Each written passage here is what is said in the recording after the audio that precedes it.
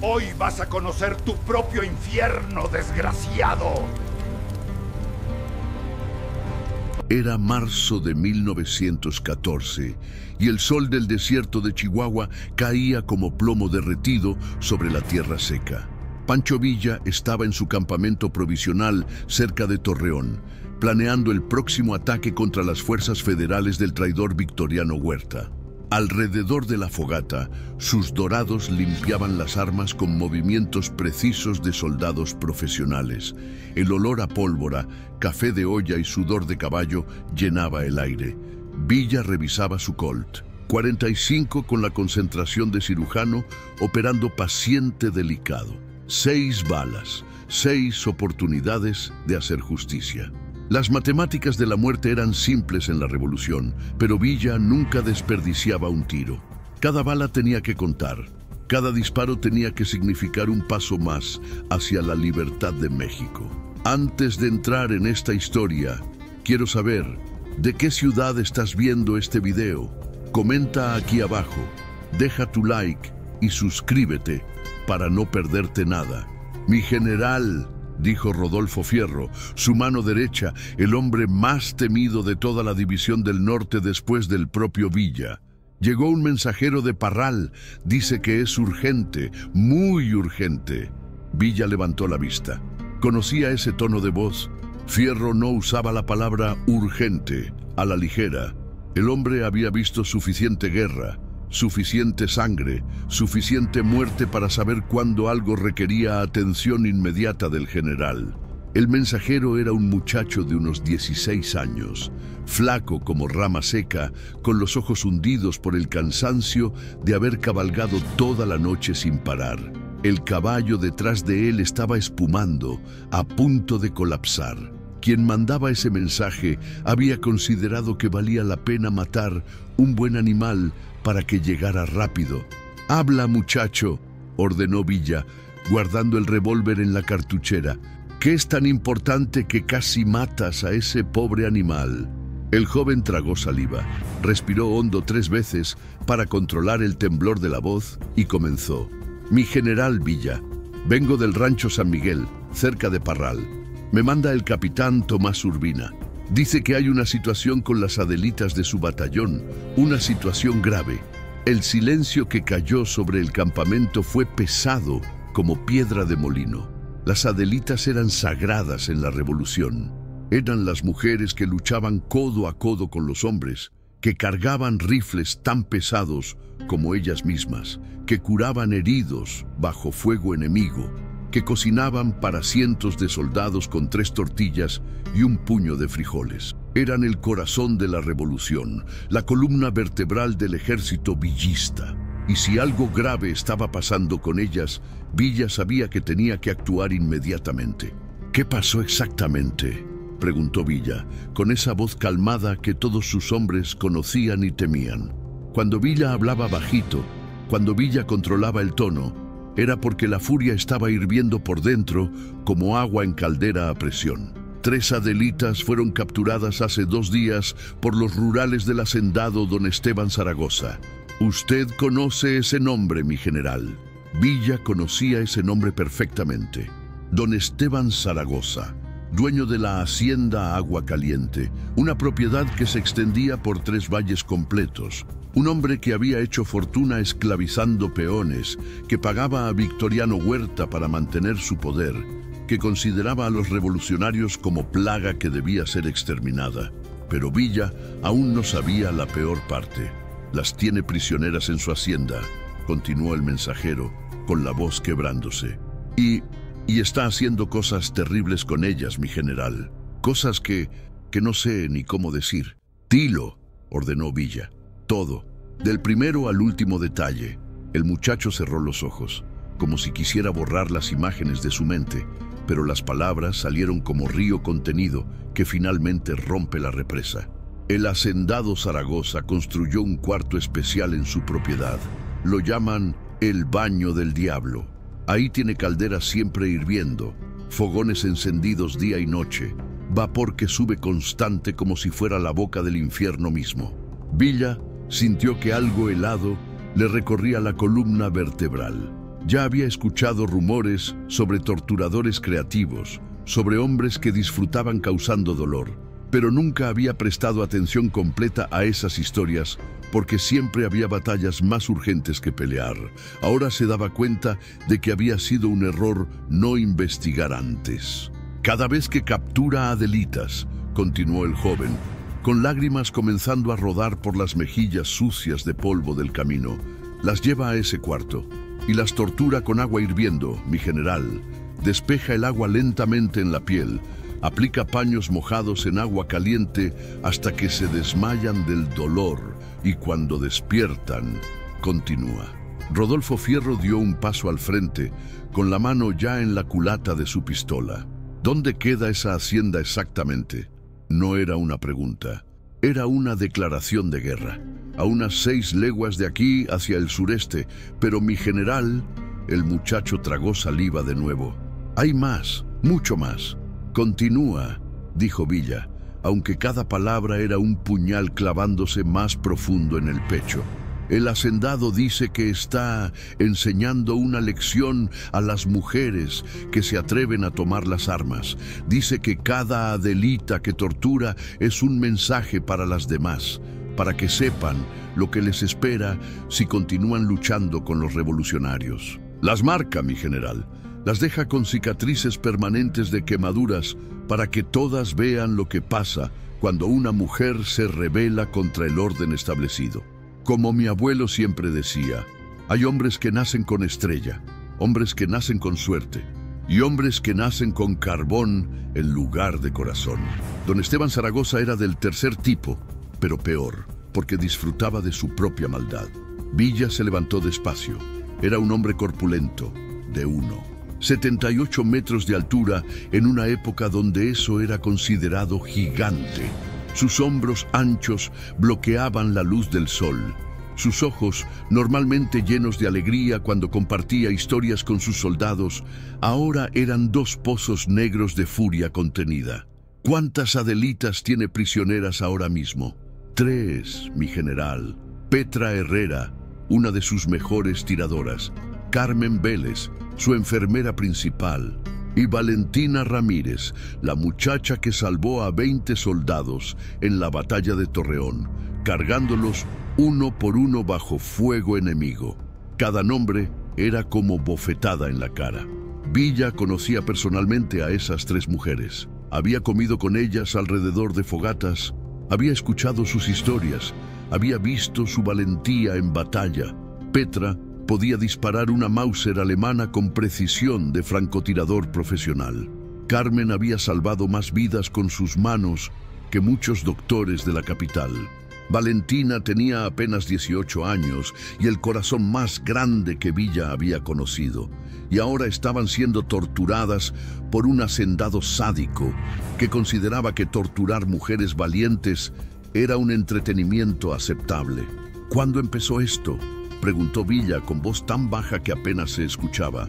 Hace 2 días, pero mi general, el hacendado mandó decir por todo Parral que cada día que pase sin que Villa se rinda, él va a torturar a una de ellas públicamente. Mañana a mediodía va a llevar a Petra a la plaza del pueblo y va a... No terminó la frase. No necesitaba hacerlo. El mensaje era claro: rendirse o ver sufrir a las Adelitas. Villa caminó hacia el borde del campamento, mirando hacia el horizonte donde el sol comenzaba su descenso. El cielo se teñía de rojo como sangre derramada, como advertencia del universo de que la violencia estaba por llegar. En ese momento, Doroteo Arango murió para siempre.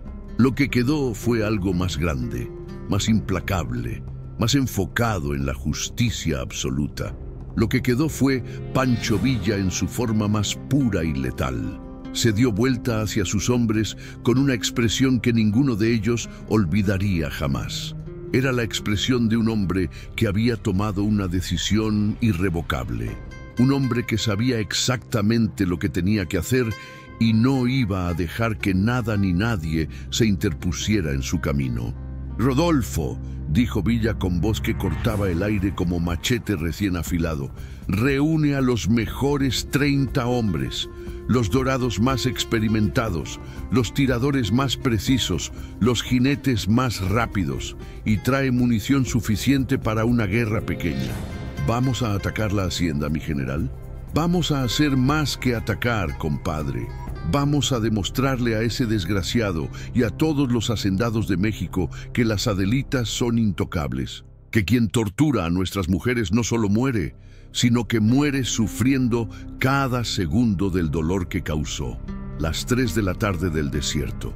Villa tenía exactamente 21 horas antes de que el hacendado Zaragoza cumpliera su amenaza de torturar públicamente a Petra Herrera en la plaza de Parral. 21 horas para cabalgar 6 leguas de terreno difícil, planear un ataque contra una hacienda fortificada, rescatar 3 prisioneras y ejecutar justicia contra un hombre protegido por 30 rurales armados. Las matemáticas de la muerte eran complicadas, pero Villa había enfrentado peores probabilidades y siempre había salido victorioso. ¿Y si es una trampa, mi general?, preguntó uno de los dorados. ¿Y si el hacendado está esperando que usted venga para tenderle una emboscada? Villa sonrió por primera vez desde que el mensajero había llegado. Era una sonrisa sin humor, sin alegría, solo determinación pura. Entonces voy a caminar directo a esa trampa y voy a convertirla en la tumba del hacendado, porque hay cosas más importantes que la propia vida, compadre, y vengar a las Adelitas es una de ellas. Tomó su sombrero ancho, el mismo que había usado en 20 batallas y que tenía agujeros de bala que habían pasado peligrosamente cerca de su cabeza. Se lo colocó con gesto ceremonial, como guerrero antiguo poniéndose casco antes de batalla decisiva. «Montamos en 10 minutos», ordenó, «y que todos revisen sus armas 2 veces, porque esta noche vamos a darle una lección al hacendado Zaragoza que todos los torturadores de México van a recordar por generaciones». Pero Villa aún no sabía que el hacendado Zaragoza había preparado una defensa mucho más elaborada de lo que imaginaba. Aún no sabía que en esa hacienda había más secretos terribles esperando ser descubiertos, y definitivamente no sabía que esa noche iba a tomar una decisión que cambiaría la forma en que todo México veía a las Adelitas para siempre. La cabalgata comenzó exactamente a las 3:30 de la tarde, cuando el sol todavía quemaba con furia de horno mal cerrado. 31 hombres montados en los mejores caballos de la División del Norte, cada uno cargando 2 revólveres, un rifle 30-30 y suficiente munición para sostener un sitio de 3 días. Villa iba al frente en su caballo negro, un animal magnífico llamado 7 leguas, que había salvado su vida en incontables ocasiones. El terreno entre el campamento y la hacienda Agua Caliente era traicionero. Barrancos profundos, mezquites espinosos que podían rasgar la piel de caballo y jinete, rocas sueltas que hacían que los animales tropezaran, y el calor, ese calor infernal del desierto de Chihuahua que convertía el aire en algo sólido y difícil de respirar. Pero Villa conocía cada centímetro de esa tierra. Había crecido en ranchos similares. Había escapado de haciendas parecidas cuando era joven bandolero. Había aprendido a leer el terreno como otros leen libros. Cada arroyo seco era una memoria. Cada formación de rocas era un punto de referencia. Cada árbol retorcido por el viento era un viejo amigo saludándolo en el camino. «Mi general», dijo Fierro, cabalgando a su lado, «si entramos por el camino principal, vamos a ser visibles desde 2 kilómetros de distancia. La hacienda está en una colina. Nos van a ver venir como moscas en leche blanca. Lo sé, compadre, por eso no vamos a entrar por el camino principal». Villa señaló hacia el oeste, donde una serie de colinas pequeñas formaban un semicírculo natural alrededor de la hacienda. «Vamos a usar el mismo camino que usaba cuando robaba ganado hace 20 años, un barranco profundo que corre por detrás de la propiedad. Los hacendados nunca ponen guardias ahí porque piensan que es imposible subir con caballos». «¿Es imposible?», preguntó uno de los dorados. «Para la mayoría de la gente, sí. Para nosotros, no». Mientras cabalgaban, Villa explicó el plan con precisión de general que había estudiado estrategia militar en libros robados de bibliotecas de haciendas quemadas. Su educación formal había sido casi nula, pero su inteligencia natural y su capacidad para absorber conocimiento de cualquier fuente lo habían convertido en uno de los estrategas más brillantes de la revolución. «El hacendado Zaragoza tiene 30 rurales», dijo Villa, levantando la voz para que todos pudieran escuchar por encima del sonido de cascos golpeando tierra seca. «Pero los rurales son cobardes que solo pelean cuando tienen ventaja numérica. Si los sorprendemos, si les quitamos esa sensación de seguridad, la mitad va a huir sin disparar un tiro. ¿Y la otra mitad?», preguntó Martín López, uno de los tiradores más precisos de la División del Norte.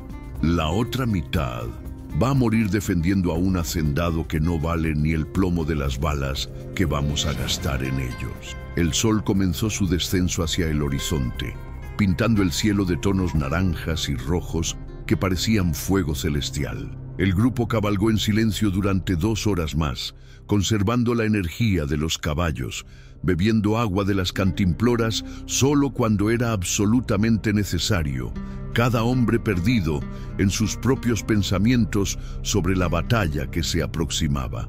Villa pensaba en las Adelitas, pensaba en Petra con su puntería legendaria y su risa contagiosa. Pensaba en Carmen con sus manos suaves que habían cerrado los ojos de tantos soldados moribundos con dignidad y respeto. Pensaba en Valentina con sus 18 años y su valentía que superaba la de hombres 3 veces su edad. Y pensaba en el hacendado Zaragoza, ese hombre que había decidido que torturar mujeres valientes era una forma aceptable de mantener el orden social. Villa había matado a muchos hombres en su vida, había ejecutado traidores, había ajusticiado violadores, había eliminado espías federales, pero nunca había sentido una furia tan fría, tan calculada, tan absoluta como la que sentía ahora. Las 6 de la tarde llegaron con una sorpresa desagradable. El grupo había cabalgado hasta un punto alto, desde donde podían observar la hacienda Agua Caliente, y lo que vieron confirmó los peores temores de Villa. La hacienda no era una propiedad común, era una fortaleza. Muros de adobe de 3 metros de altura rodeaban completamente la casa principal y los edificios auxiliares. Torres de vigilancia en cada esquina, cada una con 2 hombres armados con rifles de largo alcance. La entrada principal era un portón de madera reforzado con hierro que probablemente resistiría incluso dinamita. Y patrullando los muros, al menos 15 rurales más de los que el mensajero había reportado. 45 hombres, contó Fierro con el catalejo. Mínimo, tal vez 50 si hay más dentro de la casa principal. Villa apretó los dientes. Las matemáticas acababan de cambiar dramáticamente. 31 contra 50, en un ataque contra posición fortificada con rehenes que proteger. Cualquier manual de estrategia militar diría que era suicidio intentarlo. Pero Villa nunca había sido de los que siguen manuales. ¿Ves ese edificio más pequeño detrás de la casa principal?, preguntó Villa señalando con el dedo. Había una estructura baja y larga de donde salía un vapor constante, visible incluso desde esa distancia. Ese es el baño del diablo. Ahí tienen a nuestras Adelitas. Del otro lado de la propiedad, oculto en las sombras alargadas del atardecer, un hombre observaba con catalejo idéntico. Era el capitán Ignacio Salas, comandante de los rurales del hacendado Zaragoza. Había recibido órdenes específicas. Si Villa aparecía, no intentar capturarlo de inmediato, dejarlo acercarse, dejarlo pensar que tenía oportunidad de rescate y entonces cerrar la trampa, porque el hacendado Zaragoza no solo quería matar a Villa, quería humillarlo, quería que el centauro del norte muriera sabiendo que no había podido salvar a las Adelitas, quería que la última imagen en los ojos de Villa fuera la de las 3 mujeres siendo torturadas mientras él moría desangrado e impotente. Pero el capitán Salas aún no sabía que Villa había visto trampas peores y había convertido cada una de ellas en tumba de sus enemigos. «Vamos a esperar a que oscurezca completamente», dijo Villa, bajando del punto de observación. «La oscuridad es nuestra aliada y mientras esperamos voy a explicarles exactamente cómo vamos a entrar en esa fortaleza sin que disparen un solo tiro hasta que sea demasiado tarde para ellos». Los hombres se reunieron en círculo, cada uno bebiendo un trago de agua, cada uno revisando sus armas una última vez, cada uno sabiendo que algunos de ellos no verían el amanecer del día siguiente, pero ninguno mostró miedo. Eran dorados, los mejores soldados de la División del Norte, hombres que habían elegido seguir a Villa no por dinero ni por gloria, sino porque creían en la causa de la revolución.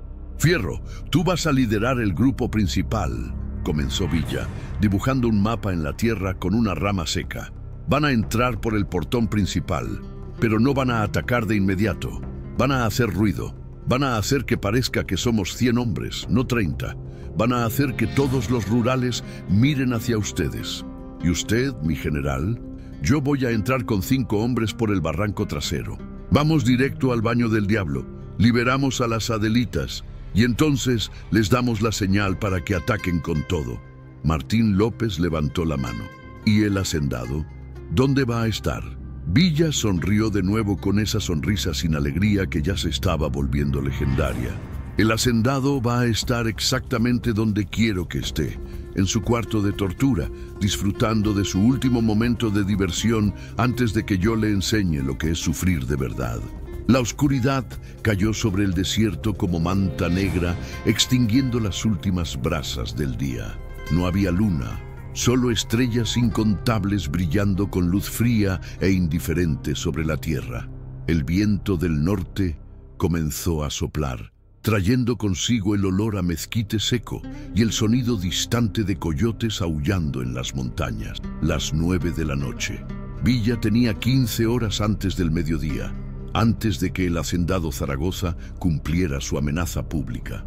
Pero Villa no planeaba esperar hasta entonces. Cada minuto que pasaba era un minuto más de sufrimiento para las Adelitas. «Es hora», dijo Villa, montando en 7 leguas. El caballo negro se movió inquieto, sintiendo la tensión de su jinete, preparándose para la batalla que se avecinaba. El grupo se dividió según el plan. Fierro lideró a 25 hombres hacia la posición que darían frente al portón principal. Villa seleccionó a sus 5 mejores: Martín López, Juan el Rápido Medina, Tomás Rivas, Pedro González y el joven Joaquín, un muchacho de 19 años que había perdido toda su familia a manos de los federales y peleaba con la furia de 10 hombres. La bajada por el barranco fue exactamente tan difícil como Villa recordaba. El camino era empinado, lleno de rocas sueltas que se desprendían bajo los cascos de los caballos y caían produciendo ecos que parecían truenos en el silencio de la noche. Cada metro descendido era un riesgo calculado. Cada paso podía ser el último si un caballo tropezaba y arrastraba a jinete y animal hacia el fondo del precipicio. Pero Villa había hecho ese descenso docenas de veces 20 años atrás, cuando era joven bandolero robando ganado de hacendados ricos. Sus manos recordaban cada agarre, sus piernas recordaban cada movimiento necesario para mantener el balance, su mente recordaba cada piedra traicionera que debía evitar. Tardaron 45 minutos en llegar al fondo del barranco. 45 minutos de tensión absoluta, de respiración contenida, de oraciones susurradas a santos y vírgenes. Pero llegaron todos vivos, todos con los caballos intactos, todos listos para lo que venía después. «Desde aquí vamos a pie», susurró Villa desmontando. «Los caballos quedan aquí con el joven Joaquín. Si algo sale mal, él los lleva de vuelta y reporta a Fierro». «Mi general, yo quiero ir con ustedes», protestó Joaquín con voz quebrada por la emoción. «Y vas a ir, muchacho, en la próxima batalla. Esta noche tu trabajo es asegurar nuestra salida. Es el trabajo más importante de todos». Los 5 hombres comenzaron a escalar la pared posterior del barranco hacia el muro trasero de la hacienda. Era una escalada de solo 15 metros, pero cada metro era una eternidad. Las manos buscaban agarres en la oscuridad. Los pies tantoneaban rocas firmes. El sudor corría por las espaldas a pesar del frío de la noche. Desde arriba, desde el muro de la hacienda, llegó un sonido que heló la sangre de todos. El grito de una mujer. No era un grito de sorpresa ni de susto. Era un grito de dolor absoluto, de agonía pura, de sufrimiento que superaba los límites de lo que un ser humano debería soportar. Y después del grito, una risa. Una risa masculina, profunda, satisfecha, la risa de alguien que estaba disfrutando genuinamente del sufrimiento ajeno. Villa sintió que algo se rompía dentro de él. Toda la furia que había estado controlando, toda la rabia que había estado canalizando hacia un plan frío y calculado, explotó como pólvora en contacto con fuego. En ese momento dejó de importar el plan, dejó de importar la estrategia, dejó de importar su propia vida. Lo único que importaba era llegar a ese cuarto de torturas y detener ese sufrimiento inmediatamente.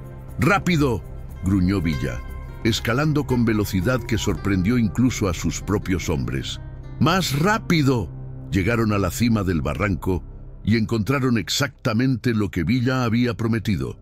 Una sección del muro trasero que estaba en peor estado que el resto, con adobes agrietados y medio desmoronados. Los hacendados siempre descuidaban la parte trasera de sus propiedades porque consideraban imposible que alguien atacara desde el barranco. Pero Villa había demostrado toda su vida que lo imposible era solo lo que nadie había intentado todavía. Con movimientos silenciosos de años de práctica, los 5 hombres removieron suficientes adobes para crear una abertura por donde podía pasar un hombre agachado. Del otro lado estaba el patio trasero de la hacienda, débilmente iluminado por faroles de aceite colgados en postes de madera. Y allí, a solo 50 metros de distancia, estaba el edificio bajo y largo de donde salía el vapor constante.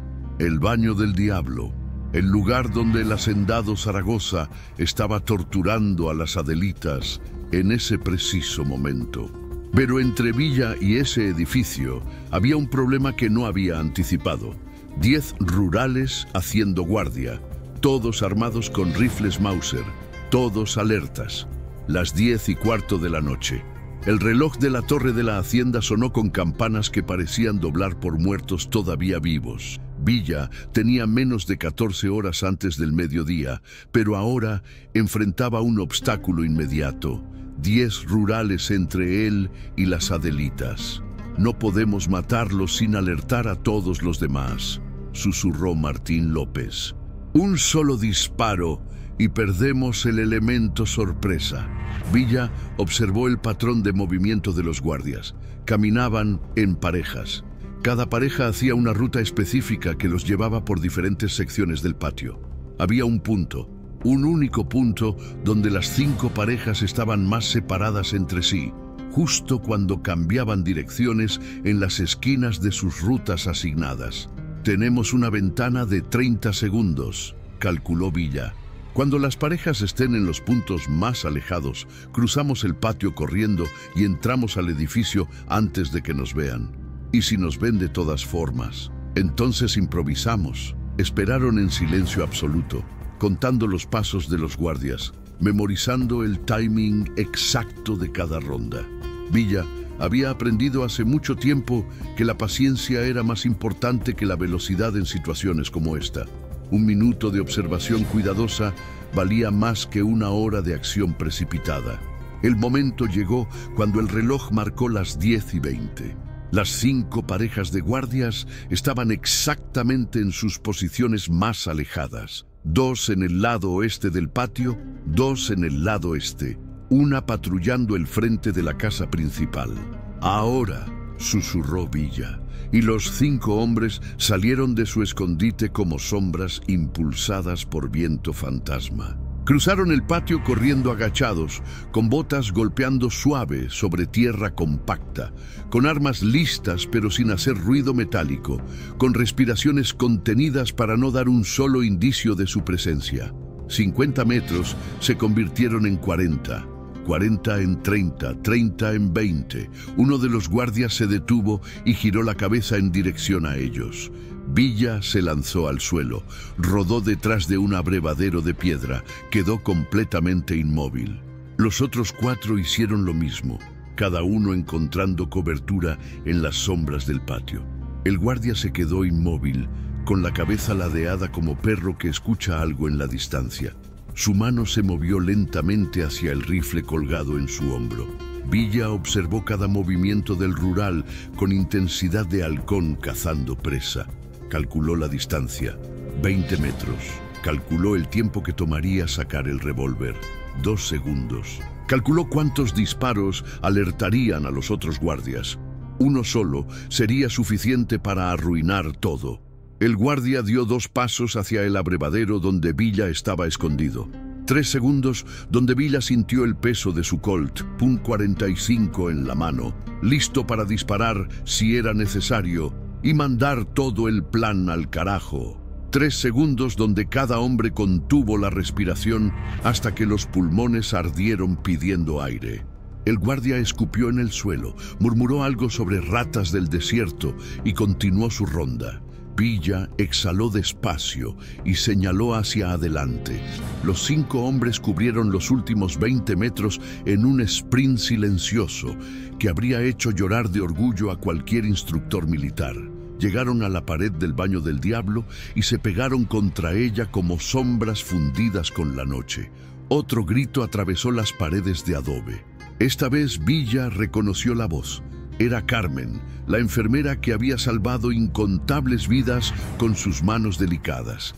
Ahora, esas mismas manos estaban siendo quemadas por un monstruo que disfrutaba el sufrimiento ajeno. Villa miró a sus hombres y no necesitó decir palabra. Todos sabían lo que venía ahora. Martín López revisó su revólver. Tomás Rivas apretó el mango de su cuchillo.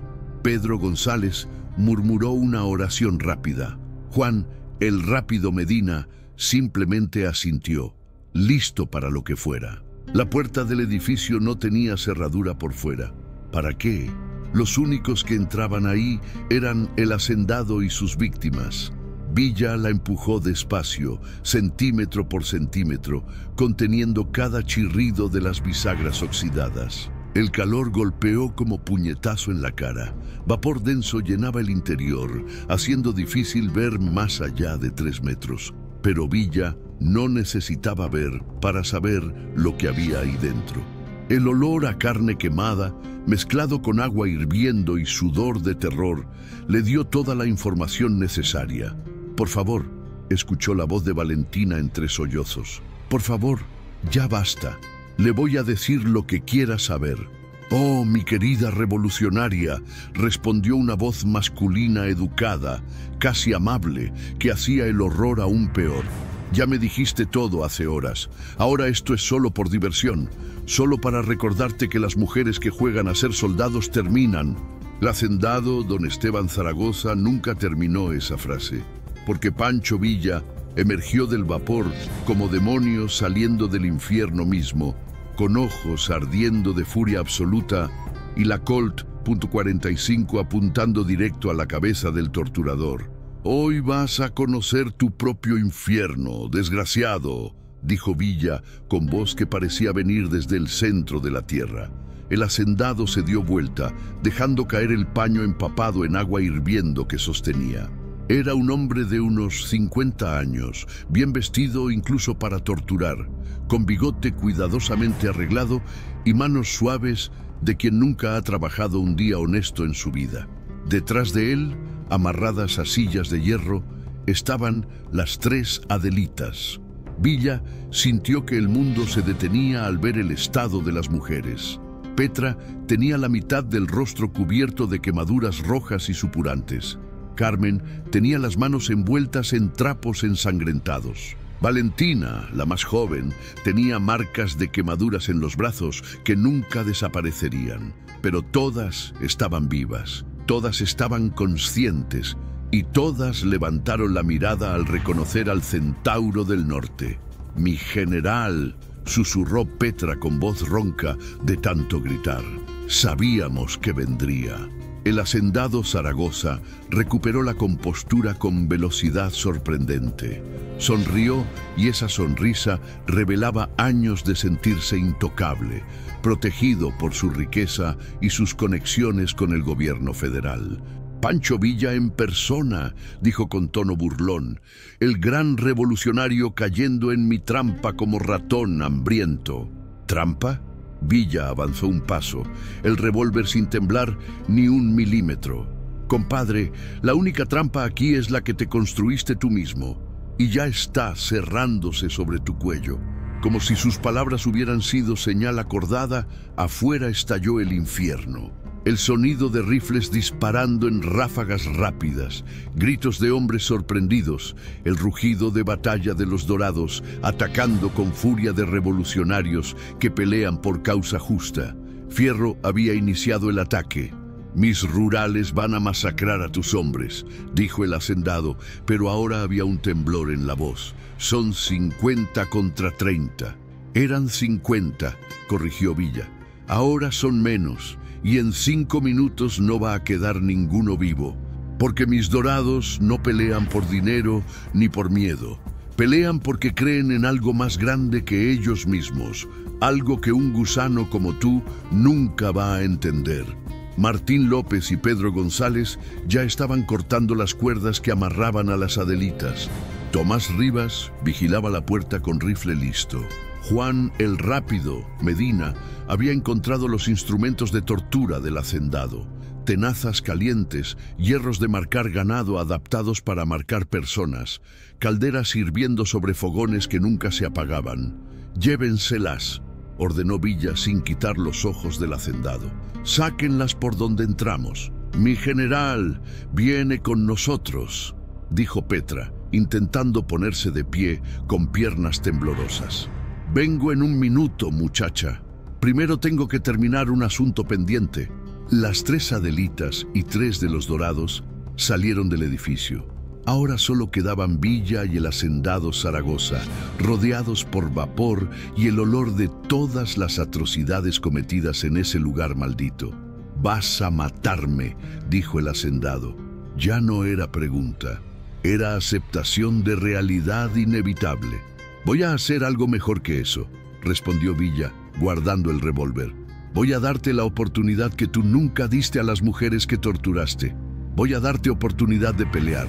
Del cinturón sacó su cuchillo de monte, la hoja de 20 centímetros que había usado para todo desde cortar carne hasta defenderse en peleas de cantina. Lo arrojó al suelo entre ambos. «Tómalo, defiéndete, demuestra que eres algo más que un cobarde que solo ataca a mujeres amarradas». El hacendado miró el cuchillo, miró a Villa, calculó sus probabilidades. Era 20 años más joven que Villa, más alto, con educación europea en esgrima. Tal vez, solo tal vez, podía ganar esta pelea y usar a Villa como rehén para escapar. Se lanzó por el cuchillo con velocidad sorprendente. Villa lo dejó tomarlo, lo dejó ponerse de pie, lo dejó adoptar postura de ataque con la confianza de quien ha tomado clases de combate con maestros franceses, y entonces le dio la lección más brutal de su vida. El primer golpe de Villa fue puño cerrado directo al estómago, con fuerza acumulada de años cargando sacos de maíz, domando caballos salvajes, peleando por supervivencia desde niño. El hacendado se dobló, el aire saliendo de los pulmones como globo reventado. El segundo golpe fue rodillazo en la cara que rompió la nariz perfecta con sonido de rama seca quebrándose. El tercero fue patada en las costillas que mandó al hacendado contra una de las calderas hirviendo. El agua salpicó, quemando el brazo del torturador. Ahora él conocía el dolor que había infligido. «Esto es por Petra», dijo Villa, pateándolo de nuevo. «Esto es por Carmen». Otro golpe que rompió costillas. «Y esto», Villa lo levantó del cuello con una sola mano, acercando la cara del hacendado al vapor hirviendo. «Esto es por Valentina, una muchacha de 18 años que tiene más honor en un dedo que tú en todo tu cuerpo podrido». «Por favor», gimió el hacendado, con sangre corriendo por la cara destruida. «Tengo dinero, 50,000 pesos de oro, 100,000, lo que quieras». Villa lo miró con desprecio absoluto. «¿Crees que se trata de dinero? ¿Crees que vine aquí por pesos de oro? Vine porque algunas cosas valen más que el dinero. La dignidad vale más, la justicia vale más, y la vida de una sola Adelita vale más que todo el oro de todas las haciendas de México». Afuera, el sonido de batalla comenzaba a disminuir. Los gritos de los rurales se volvían menos frecuentes. El rugido de los dorados se volvía más triunfante. La batalla estaba terminando y Villa sabía quién había ganado.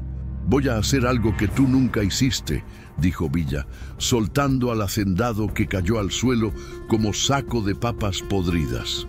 «Te voy a dar oportunidad de vivir. Vas a salir de aquí. Vas a abandonar esta hacienda. Vas a irte de Chihuahua y nunca, nunca vas a volver». El hacendado lo miró con ojos llenos de esperanza desesperada. «Pero», continuó Villa, recogiendo el cuchillo del suelo, «antes de irte, vas a hacer algo por mí.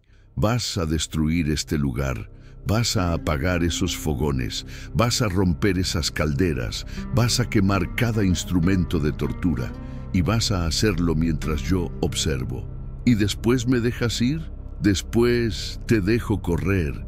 Y vas a correr más rápido de lo que jamás has corrido en tu vida, porque voy a contar hasta 100, y después de 100, si todavía puedo verte, te voy a dar caza como al animal que eres». El hacendado Zaragoza pasó los siguientes 10 minutos destruyendo su propio cuarto de torturas. Volcó las calderas, apagó los fogones, rompió los instrumentos de metal contra las paredes. Cada movimiento era agonía con las costillas rotas, cada respiración era dolor con los pulmones magullados. Cuando terminó, Villa lo llevó afuera. La batalla había acabado. Los dorados habían ganado con pérdidas mínimas. Solo 3 heridos, ninguno de gravedad. Los rurales que no habían muerto habían huido al desierto. El capitán Ignacio Salas yacía muerto con bala de fierro en el corazón. «Comienza a correr», dijo Villa. El hacendado corrió hacia la oscuridad del desierto con piernas temblorosas, tropezando cada pocos metros, pero impulsado por terror absoluto que da la cercanía de la muerte. Villa comenzó a contar en voz alta. 1, 2, 3... Fierro apareció a su lado con rifle en mano. «¿Lo dejo ir, mi general?» «Déjalo correr hasta 50», respondió Villa sin dejar de contar. «A los 50 tú sabes qué hacer. 48, 49, 50. El disparo de Fierro resonó en la noche del desierto. A 300 metros de distancia, la figura del hacendado Zaragoza cayó y no se volvió a levantar. «Le di la oportunidad de pelear», dijo Villa a nadie en particular. «Le di más de lo que él dio a las Adelitas, pero la justicia tiene que cumplirse». Se dio vuelta hacia donde estaban las 3 mujeres. Carmen ya estaba vendando las heridas de Petra y Valentina con manos expertas, a pesar de sus propias quemaduras. Cuando vieron a Villa acercarse, las 3 intentaron ponerse de pie. «¡Quietas!», ordenó Villa con voz suave. «Ya hicieron suficiente, ahora nos toca a nosotros cuidarlas». «Mi general», dijo Petra con lágrimas corriendo por las mejillas quemadas. «¿Cómo supo dónde estábamos?» «Siempre sé dónde están mis Adelitas, muchacha. Son el corazón de la revolución. Sin ustedes, sin su valentía, sin su sacrificio, todo esto no significaría nada». Villa se quitó el sombrero y lo sostuvo contra el pecho. Alrededor de él, todos los dorados hicieron lo mismo. Era un gesto de respeto absoluto, el mismo que se hace ante héroes caídos. Pero estas heroínas no habían caído, habían sobrevivido y seguirían luchando. «Escúchenme bien, todos ustedes», dijo Villa, levantando la voz para que cada dorado pudiera oír. «Esta noche no solo rescatamos 3 vidas, esta noche mandamos un mensaje que va a resonar por todo México. El mensaje es simple: quien toca a nuestras Adelitas, quien se atreve a lastimar a las mujeres revolucionarias, va a encontrar la furia completa de la División del Norte cayendo sobre su cabeza como martillo de Dios». Los dorados rugieron su aprobación, levantando rifles y sombreros al cielo estrellado. «Desde hoy», continuó Villa, «cualquier hacendado, cualquier federal, cualquier cobarde que piense en torturar mujeres va a recordar lo que pasó aquí. Va a recordar que Pancho Villa cabalgó 40 kilómetros, atravesó Barranco Mortal, atacó fortaleza defendida por 50 hombres y ejecutó justicia implacable. Y va a pensarlo 2 veces antes de tocar a una sola Adelita». Se volvió hacia las 3 mujeres con expresión que mezclaba furia por lo que habían sufrido y orgullo por su valentía inquebrantable. «Ustedes 3 son la prueba de que las mujeres mexicanas no son solo testigos de la revolución, son guerreras de la revolución, son el alma de México peleando por su libertad. Y mientras yo respire, mientras tenga un solo cartucho en mi revólver, mientras pueda montar un caballo, nadie, absolutamente nadie, las va a lastimar sin pagar el precio más alto». El reloj de la hacienda marcó la medianoche con 12 campanadas que resonaron sobre el campo de batalla. Villa miró el edificio destruido que antes había sido el baño del diablo. Ahora solo ruinas humeantes donde nunca más se torturaría a nadie. «Quémenlo», ordenó, «quemen todo, que no quede piedra sobre piedra, que este lugar maldito desaparezca como si nunca hubiera existido». Los dorados prendieron fuego a la hacienda entera. Las llamas subieron hacia el cielo nocturno, visibles desde kilómetros de distancia, enviando mensaje claro a todos los hacendados y federales de la región. La venganza de Villa había sido cumplida y esta era solo el principio. Mientras la hacienda ardía, Villa montó en 7 leguas con las 3 Adelitas compartiendo caballos con los dorados. El grupo comenzó el viaje de regreso hacia el campamento, dejando atrás las ruinas humeantes y 51 cadáveres de enemigos que habían apostado contra el Centauro del Norte y habían perdido. El amanecer los encontró cruzando el último barranco antes del campamento. El sol salía sobre las montañas del este, pintando el cielo de rojo y naranja, como si el propio universo celebrara la victoria de la justicia sobre la crueldad. «Mi general», dijo Valentina, la más joven, montando detrás de Juan el rápido Medina, «¿qué va a pasar ahora con nosotras?» Villa se dio vuelta en la silla y sonrió. Esta vez era sonrisa verdadera, llena de calidez y respeto genuino. «Van a descansar una semana, van a dejar que Carmen cure sus heridas, van a comer bien, van a dormir en camas limpias, van a recuperar fuerzas. ¿Y después? Después van a volver a pelear, porque la revolución todavía necesita a sus mejores guerreras, porque México todavía necesita a Adelitas valientes como ustedes, porque mientras haya injusticia que corregir, mientras haya tiranos que derrocar, mientras haya un solo mexicano esclavizado, la lucha continúa». Llegaron al campamento cuando el sol ya estaba alto en el cielo. Los soldados que habían quedado en guardia los recibieron con gritos de victoria, con sombreros lanzados al aire, con lágrimas de alegría rodando por rostros curtidos por el sol y la pólvora. Las 3 Adelitas fueron llevadas inmediatamente a la tienda médica improvisada, donde las otras mujeres revolucionarias ya las esperaban con vendajes limpios, agua fresca y palabras de consuelo. Pero Villa sabía que las cicatrices físicas sanarían con el tiempo. Las cicatrices del alma tardarían más, pero estas mujeres eran guerreras nacidas, forjadas en el fuego de la revolución, y saldrían de esto más fuertes que nunca.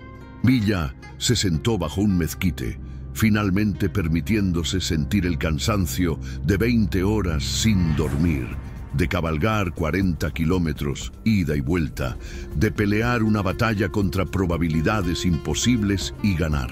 Fierro se sentó a su lado, ofreciéndole una cantimplora de agua fresca. «Lo hicimos, mi general», dijo su mano derecha. «La salvamos. Lo hicimos», concordó Villa bebiendo profundo. «Pero esto es solo el principio, compadre. Hay miles de Adelitas peleando por todo México. Hay miles de mujeres arriesgando sus vidas por la revolución. Y todas necesitan saber que si caen, si son capturadas, si son lastimadas, vamos a ir por ellas. Siempre. Incluso contra probabilidades imposibles». Villa sonrió de nuevo, esa sonrisa legendaria que había inspirado a miles de revolucionarios a seguirlo hasta el fin del mundo si era necesario. Especialmente contra probabilidades imposibles, porque eso es lo que hace a la revolución diferente de los federales. Ellos pelean por dinero, por poder, por mantener privilegios. Nosotros peleamos por familia, por justicia, por dignidad humana. Y eso, compadre, eso vale más que todos los ejércitos del mundo. La noticia de lo que había pasado en la hacienda Agua Caliente se extendió por todo el norte de México como fuego en pastizal seco. Los corridos comenzaron a cantarse esa misma noche en cantinas y campamentos, contando la historia del Centauro del Norte que había rescatado a las 3 Adelitas más valientes de las garras del hacendado torturador. Cada vez que se contaba la historia, Villa se volvía un poco más alto, un poco más valiente, un poco más legendario. Los bardos agregaban detalles, que había matado a 50 rurales él solo, que había prendido fuego a la hacienda con solo mirarla, que el hacendado había muerto de puro terror antes de que Villa lo tocara. Pero Villa sabía la verdad. La verdad era más simple y más poderosa que cualquier leyenda. Había hecho lo que cualquier hombre decente habría hecho. Había protegido a quienes no podían protegerse. Había castigado la crueldad con justicia implacable. Había demostrado que en el México de la Revolución las mujeres valientes eran tan respetadas como los hombres valientes. Y eso, más que cualquier batalla ganada, más que cualquier hacienda quemada, más que cualquier federal muerto, eso era lo que realmente significaba la revolución. Semanas después, cuando Petra Herrera volvió al combate con medio rostro cubierto de cicatrices, pero con puntería tan mortal como siempre, los soldados de la División del Norte la recibieron como heroína que era. Cuando Carmen Vélez salvó la vida de 20 hombres en la batalla de Zacatecas, con sus manos todavía vendadas, Villa, personalmente, le puso medalla de honor. Cuando Valentina Ramírez, a sus 18 años y con brazos marcados permanentemente, cargó munición bajo fuego enemigo sin vacilar ni un segundo, el ejército entero supo que las Adelitas eran invencibles. Porque Pancho Villa les había dado el mejor regalo que un líder puede dar a sus tropas: la certeza absoluta de que nunca serían abandonadas, nunca serían olvidadas, nunca serían sacrificadas en vano. Y esa certeza valía más que 1000 batallas ganadas. Años después, cuando los historiadores escribieran sobre la Revolución Mexicana, muchos mencionarían las grandes batallas: Torreón, Zacatecas, Celaya. Mencionarían los líderes: Villa, Zapata, Carranza. Mencionarían las victorias y las derrotas, las alianzas y las traiciones, los tratados y las ejecuciones. Pero pocos mencionarían aquella noche de marzo de 1914, cuando Pancho Villa demostró que la verdadera revolución no se trataba solo de derrocar tiranos, sino de proteger a los más vulnerables con todo el poder que uno posee. Pocos mencionarían la hacienda Agua Caliente y el rescate de las 3 Adelitas.